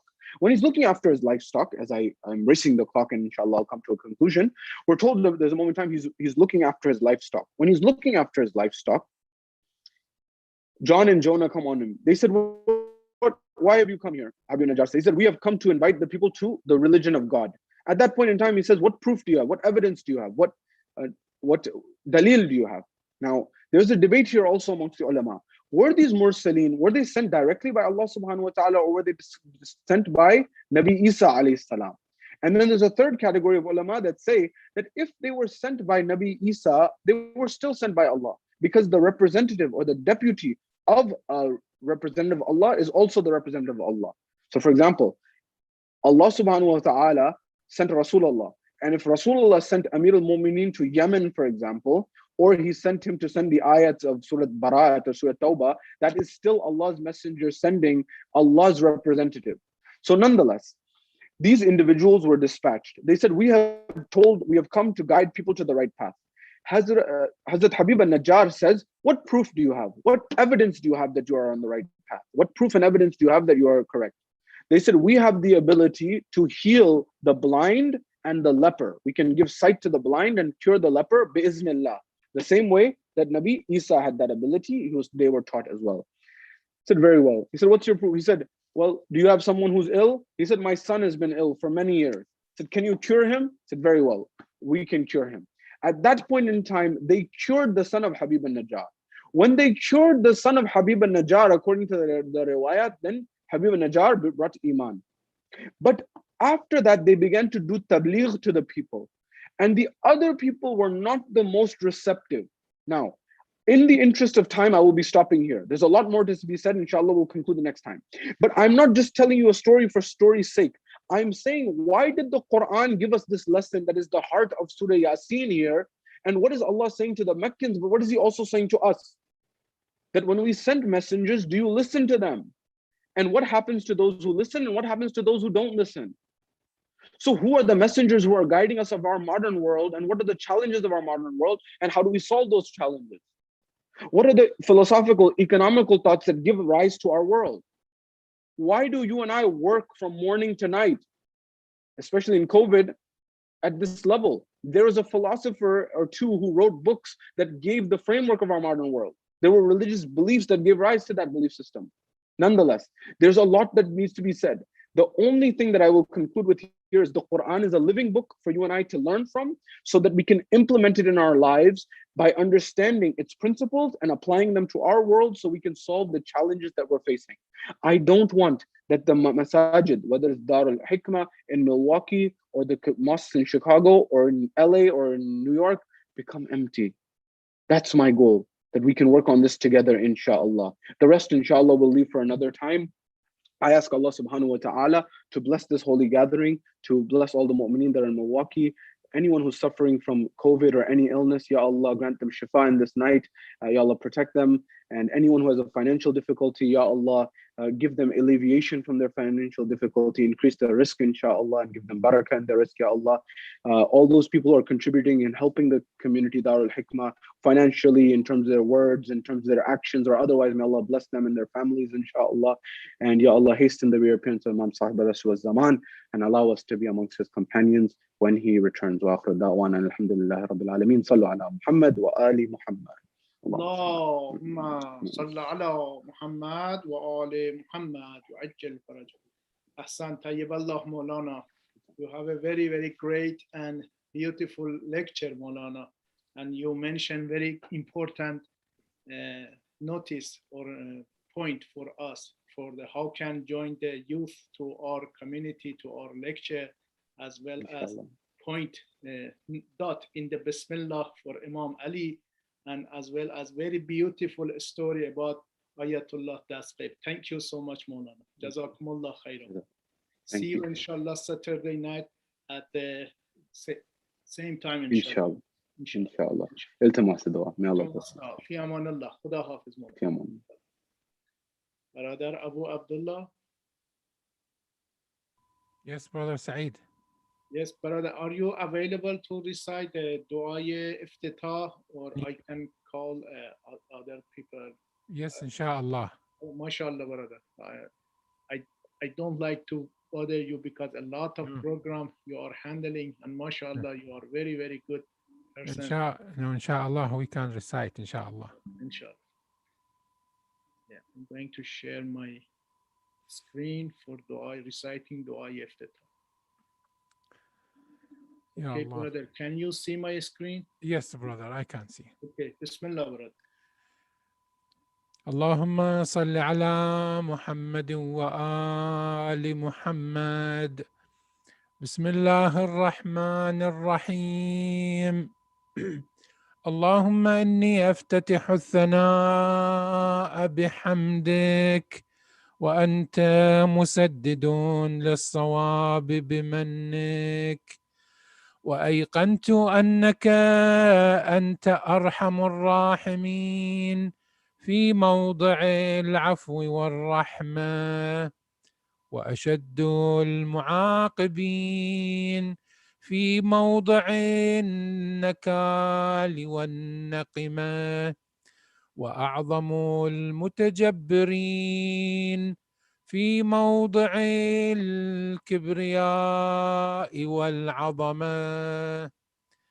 اللهم أذنت لي في دعائك ومسألتك، فاسمع يا سميع مدحتي، وأجب يا رحيم دعوتي، وأقل يا غفور عثرتي. فكم يا إلهي من كربة قد فرجتها، وهموم قد كشفتها، وعثرة قد أقلتها، ورحمة قد نشرتها، وحلقة بلاء قد فككتها. الحمد لله الذي لم يتخذ صاحبة ولا ولدا، ولم يكن له شريك في الملك، ولم يكن له ولي من الذل، وكبره تكبيرا. الله أكبر، الله أكبر، الله أكبر. الحمد لله بجميع محامده كلها، على جميع نعمه كلها. الحمد لله الذي لا مضاد له في ملكه، ولا منازع له في أمره. الحمد لله الذي لا شريك له في خلقه، ولا شبيه له في عظمته. الحمد لله الفاشي في الخلق أمره وحمده، الظاهر بالكرم مجده، الباسط بالجود يده، الذي لا تنقص خزائنه، ولا تزيده كثرة العطاء إلا جودا وكرما، إنه هو العزيز الوهاب. اللهم إني أسألك قليلا من كثير، مع حاجة بي إليه عظيمة، وغناك عنه قديم، وهو عندي كثير، وهو عليك سهل يسير. اللهم إن عفوك عن ذنبي وتجاوزك عن خطيئتي وصفحك عن ظلمي وسترك على قبيح عملي وحلمك عن كثير جرمي عندما كان من خطئي وعمدي أطمعني في أن أسألك ما لا أستوجبه منك الذي رزقتني من رحمتك وأريتني من قدرتك وعرفتني من إجابتك فصرت أدعوك آمنا وأسألك مستأنسا لا خائفا ولا وجلا مدلا عليك فيما قصدت فيه إليك فإن أبطأ عني عتبت بجهلي عليك ولعل الذي أبطأ عني هو خير لي لعلمك بعاقبة الأمور فلم أر مولا كريما أصبر على عبد لئيم منك علي يا رب إنك تدعوني فأولي عنك وتتحبب إلي فأتبغض إليك وتتودد إلي فلا أقبل منك كأن لي التطول عليك فلم يمنعك ذلك من الرحمة لي والإحسان إلي والتفضل علي بجودك وكرمك فارحم عبدك الجاهل وجد عليه بفضل إحسانك إنك جواد كريم الحمد لله مالك الملك مجري الفلك مسخر الرياح فالق الإصباح ديان الدين رب العالمين الحمد لله على حلمه بعد علمه والحمد لله على عفوه بعد قدرته والحمد لله على طول أناته في غضبه وهو قادر على ما يريد الحمد لله خالق الخلق باسط الرزق فالق الإصباح ذي الجلال والإكرام والفضل والإنعام الذي بعد فلا يرى وقرب فشهد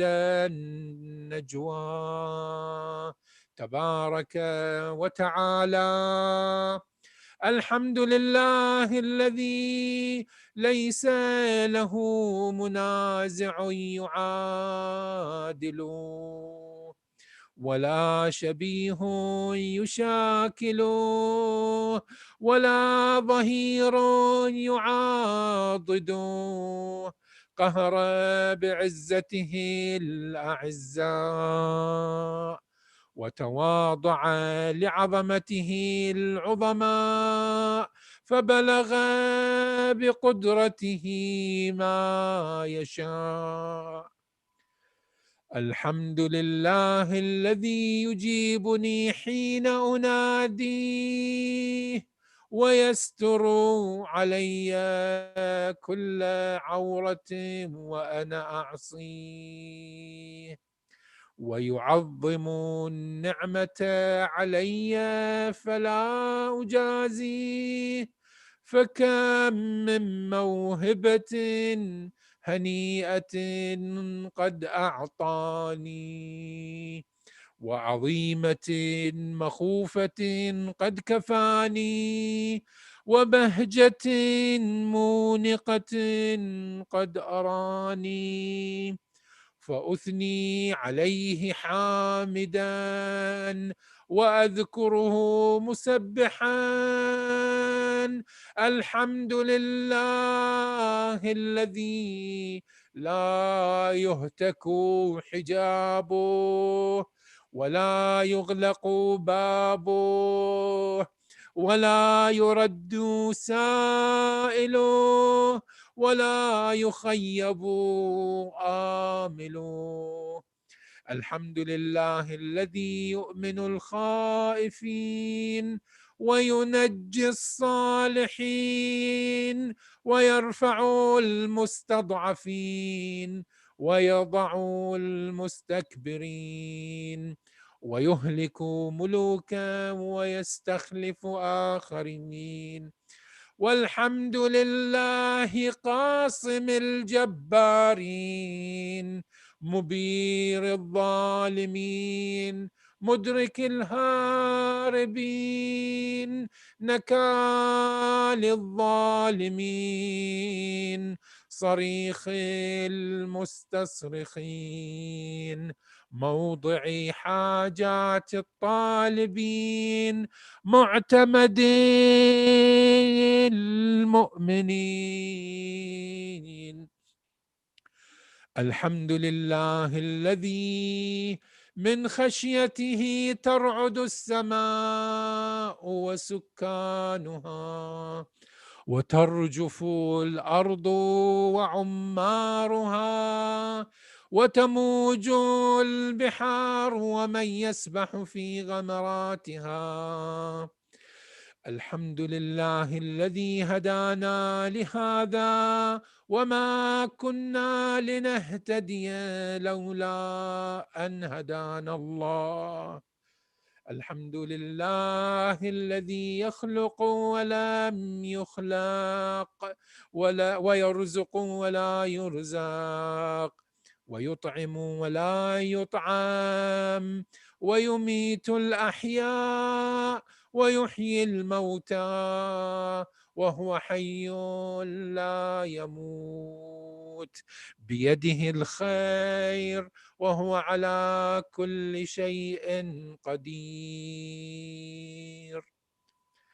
اللهم صل على محمد عبدك ورسولك وأمينك وصفيك وحبيبك وخيرتك من خلقك وحافظ سرك ومبلغ رسالاتك أفضل وأحسن وأجمل وأكمل وأزكى وأنمى وأطيب وأطهر وأسنى وأكثر ما صليت وباركت وترحمت وتحننت وسلمت على أحد من عبادك وأنبيائك ورسلك وصفوتك وأهل الكرامة عليك من خلقك. اللهم وصل على علي أمير المؤمنين ووصي رسول رب العالمين عبدك ووليك وأخي رسولك وحجتك على خلقك وآيتك الكبرى والنبأ العظيم وصل على الصديقة الطاهرة فاطمة سيدة نساء العالمين،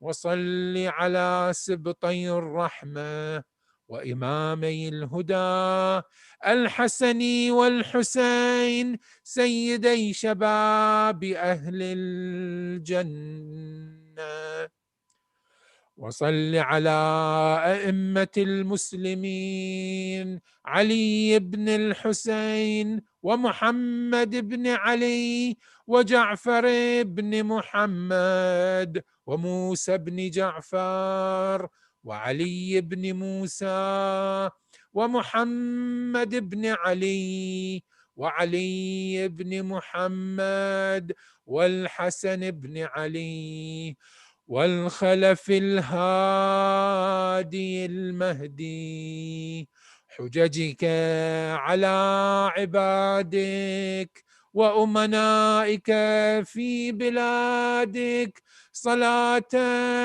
كثيرة دائمة.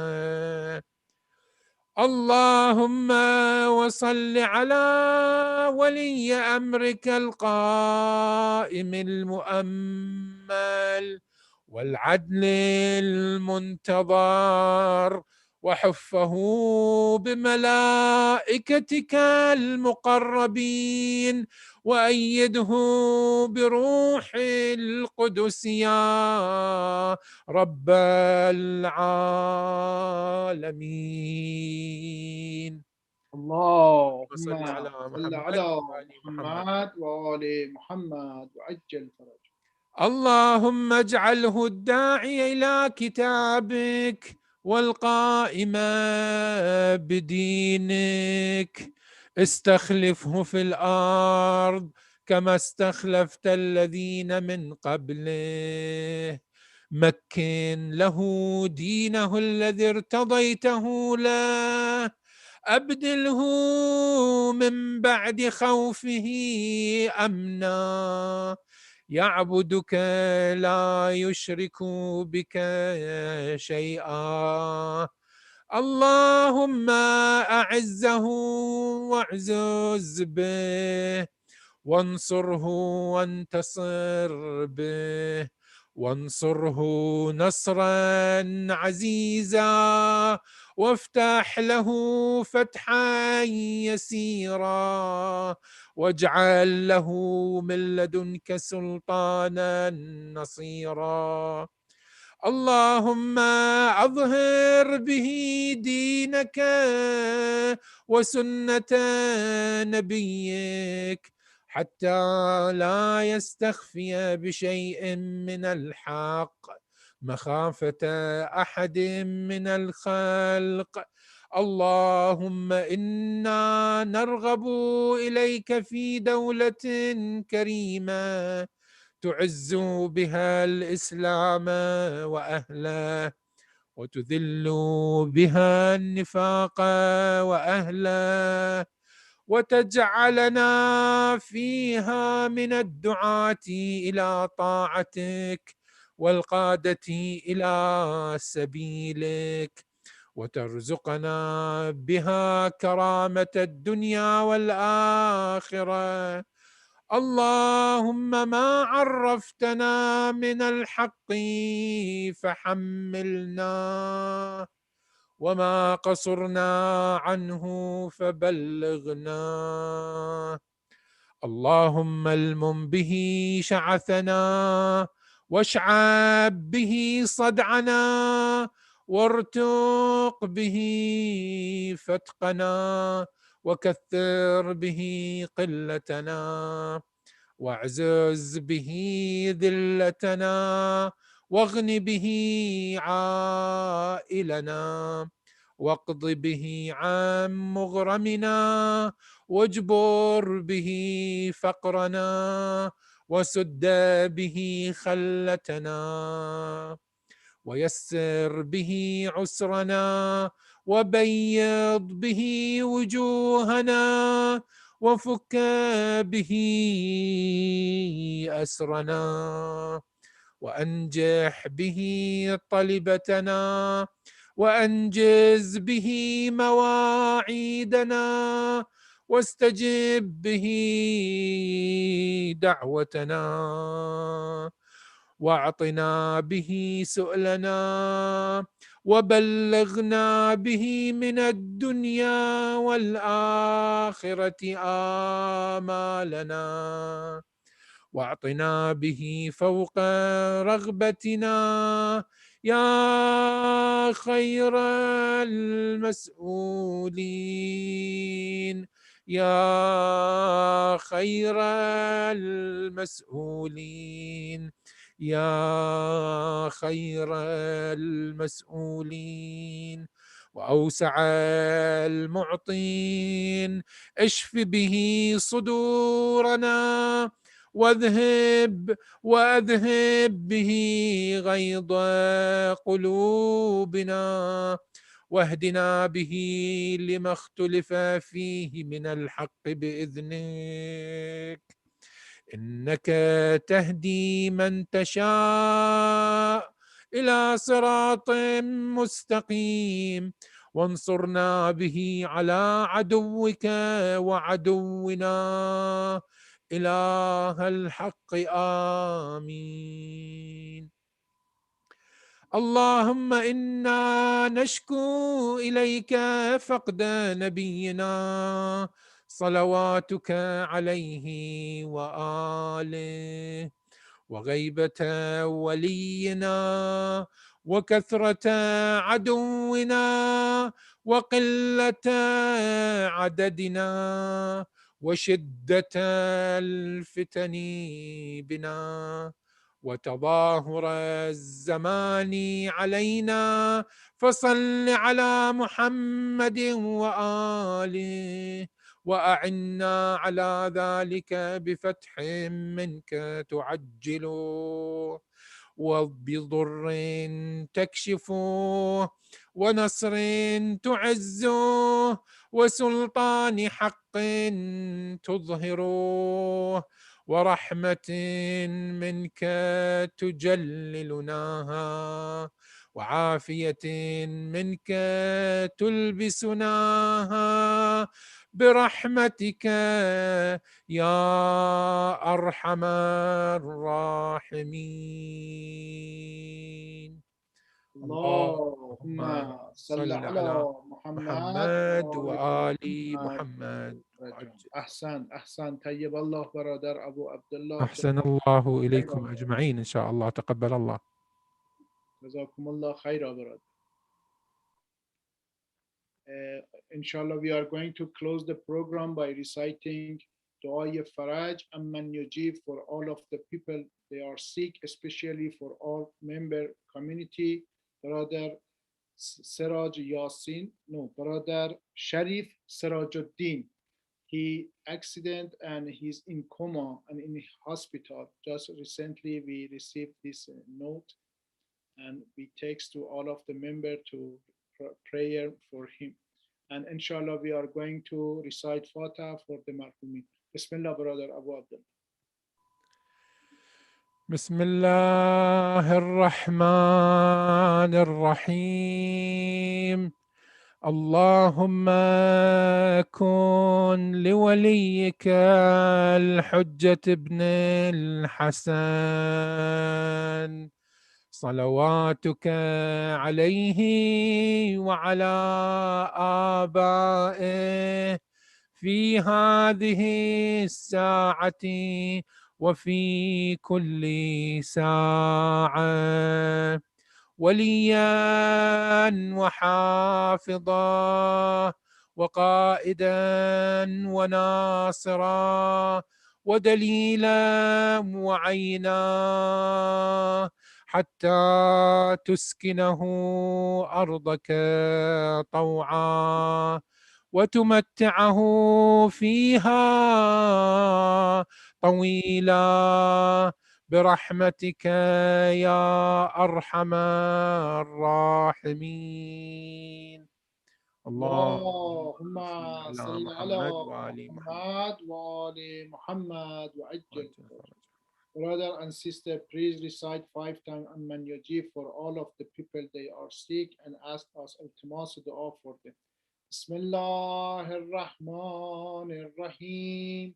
أمن يجيب المضطر إذا دعاه ويكشف السوء أمن يجيب المضطر إذا دعاه ويكشف السوء أمن يجيب المضطر إذا دعاه ويكشف السوء أمن يجيب المضطر إذا دعاه ويكشف السوء أمن يجيب المضطر إذا دعاه ويكشف السوء صلوات اللهم صل على محمد وآل محمد وعجل. وإلى أرواح المؤمنين والمؤمنات والمسلمين والمسلمات ومن مات على الهدى والإيمان، بالخصوص إلى أرواح أموات جماعتنا الحاضرين السامعين، نهدي للجميع ثواب سورة المباركة الفاتحة تسبقها الصلاة على محمد وآل محمد. اللهم صل على محمد وآل محمد. بسم الله الرحمن الرحيم. بسم الله الرحمن الرحيم.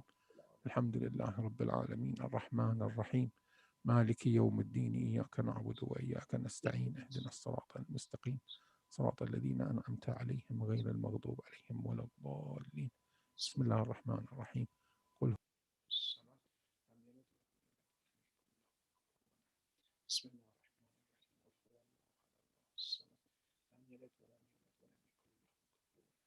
بسم الله الرحمن الرحيم.